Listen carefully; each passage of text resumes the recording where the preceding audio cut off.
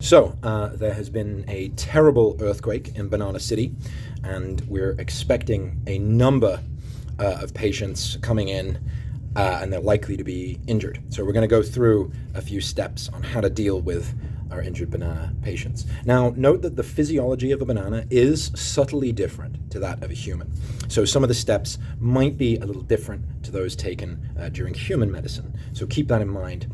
The first thing that we should be doing is we should be scrubbing up. I've already scrubbed up. That's where we're going to be scrubbing and washing our hands. You should be doing that before every science class anyway. So I'm going to assume that that has already been done. Gloves on, as I've done. You should have a mask on and you should have your equipment at the ready. We've got some saline here. That's going to be used for rinsing out the wound. We've got our morphine right here. And as you can see, I've already prepared the syringe. We have our patient. And as you can see, the patient is non-responsive. We've got a little tray for taking out any foreign objects from the wound. And we've got a selection of forceps and other tools that should be provided to you. So first thing we're going to do is we're going to triage the patient. In this case, we can see that the patient is non-responsive and has multiple foreign objects protruding from the body. So we're going to need to operate immediately. We want to anesthetize our banana, make sure they're not in any pain, and we've got a shot of morphine for that. So we're just going to inject the morphine here, just guide it in, and just very slowly compress the plunger, and we'll anesthetize our banana quite nicely. Okay, now in a disaster scenario, we want to make sure that no one else comes along later and gives our banana another shot of morphine. Now in a hospital, there are official records and things like that, but in a disaster scenario, we're gonna write our notes on a conveniently available surface that's already attached to the patient, and that's the patient's face.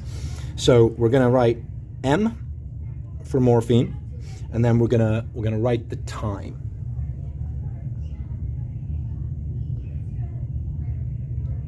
And then someone will know the time that they had morphine, and we're also gonna put the dosage, 5 mg, at the top there.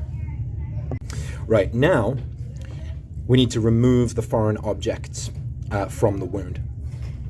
We can see there's a lot of shrapnel in here, and as we remove it, we want to minimize any potential damage to the banana's internal organs. So we've got to be very careful as we're taking these parts out. You've got a number of tools here, all of which are going to be useful. We've got this little tray for dropping the pieces in. So we want to get some good access, so you can just nudge that open. Now you want to have a good look inside to make sure that we're not leaving any pieces inside, because we're gonna close up afterwards, and we want to make sure that we're not closing anything in there. Okay, let's have a look. We're just going to carefully remove right here. Just a little bit of pressure. Now, as well as the metallic foreign bodies that we've got here, we want to check that there's no grit or dirt in the wound. Large pieces that we can remove. I've seen one here that we're just gonna pull out. Now that turns out to be quite a big bit. So we pull that out and drop it there. And we're just doing that. Okay, so now I'm just gonna check that I've removed everything from the wound. Minimal damage on the extraction. And now we're gonna move to the next part. So now infection is a risk, and we like to say that dilution is the solution to pollution. And over here we've got some saline, so we're going to rinse out the wound with the saline.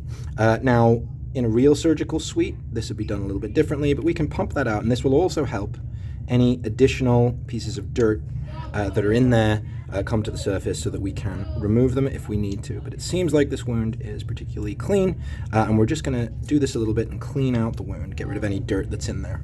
A little bit of thing of saline as well. Okay, surgical sutures come in a large box like this. Inside are these. Now, this is actually one of the more dangerous parts to you, because inside is a very sharp needle, so we need to be careful opening this. We're gonna just open it like this. We're gonna peel it open. We're gonna take this out, and again, just being very careful. You're going to open it here.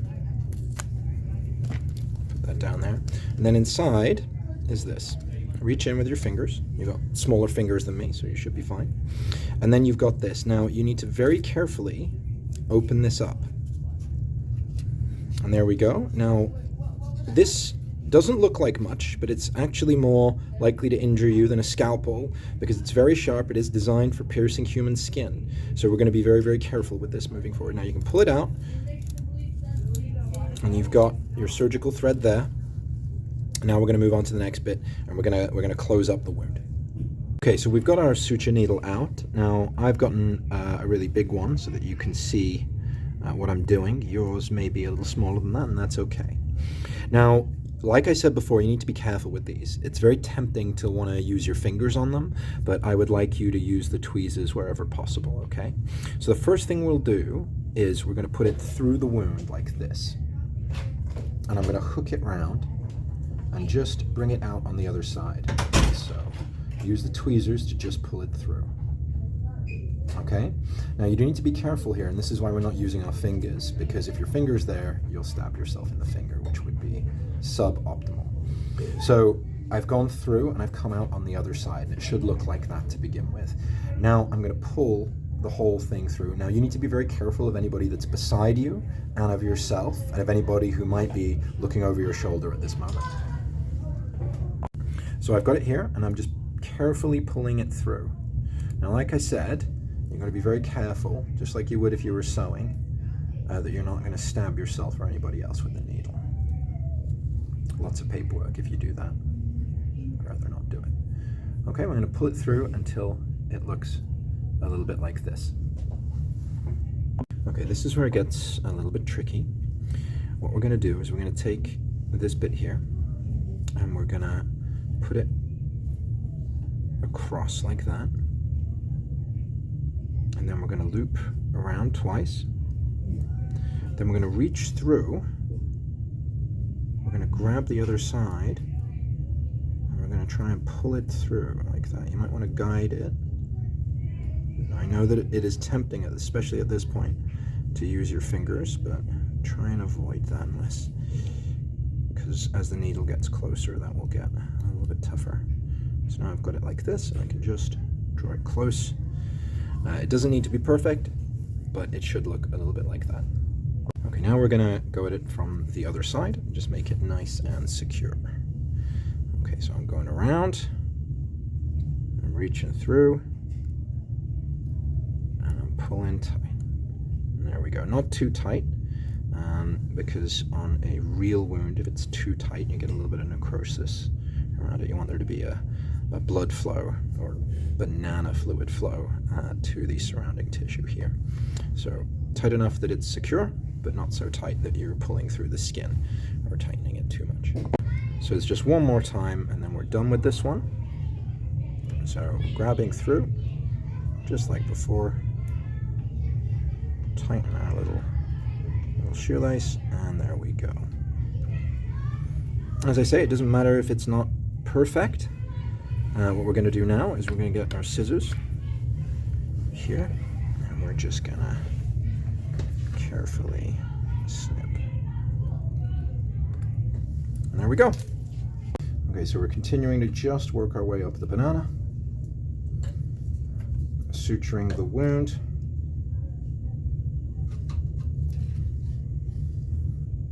I'm just pushing that through.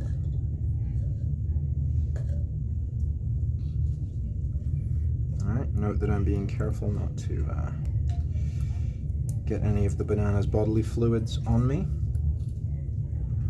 Very important. So push it through.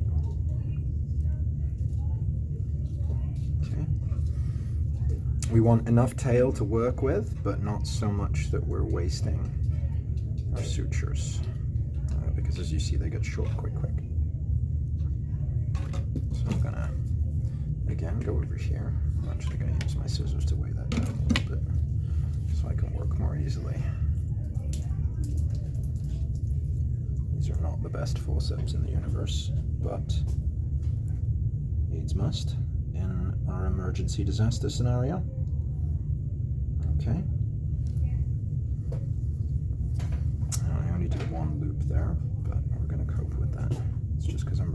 thread.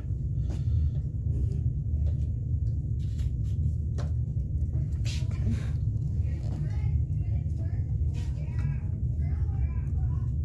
As you can see, we're getting to the stage where that is very much there.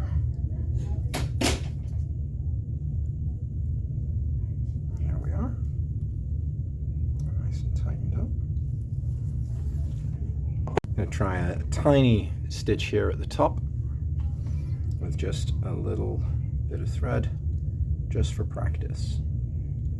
You guys can do this if you've got any thread left over as well. Oop.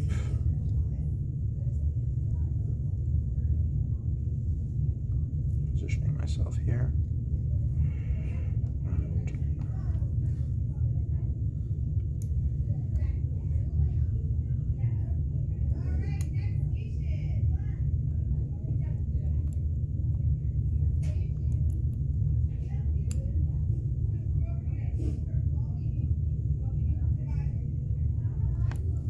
There we go.